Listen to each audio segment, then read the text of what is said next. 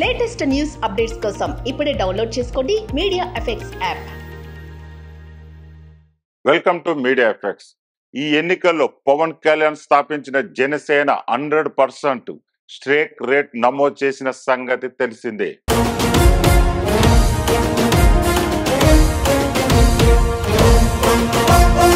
పోటీ చేసిన 21 అసెంబ్లీలు 2 పార్లమెంట్ స్థానాల్లో విజయం సాధించింది. ఇక కొత్త ప్రభుత్వంలో ఆయన డిప్యూటీ సీఎంగా మంత్రిగా వ్యవహరించనున్నారు.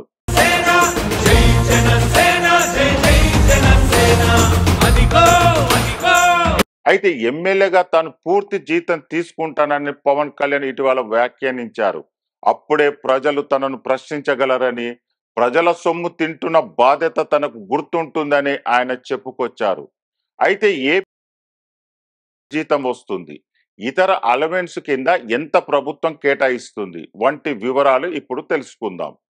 ఏపీలో ప్రస్తుతం ఎమ్మెల్యేకు జీతభత్యాల కింద 1,25,000 రూపాయల వరకు ముడుతుంది. అయితే రాష్ట్రంలో ఎమ్మెల్యే క్వార్టర్స్ అందుబాటులోని లేనందున మరో 50,000 రూపాయల కింద పే చేస్తున్నారు.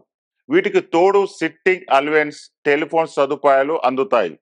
అయితే ముఖ్యమంత్రి, మంత్రులు, స్పీకరు, డిప్యూటీ స్పీకరు, మండలి చైర్మన్, మండలి డిప్యూటీ చైర్మన్, ప్రభుత్వ చీఫ్ విప్స్, పిఏసి చైర్మన్, ప్రతిపక్ష నేత హోదా ఉన్నటువంటి నాయకులకు ఎమ్మెల్యే కన్నా ఎక్కువగా జీతభత్యాలు అందుతాయి.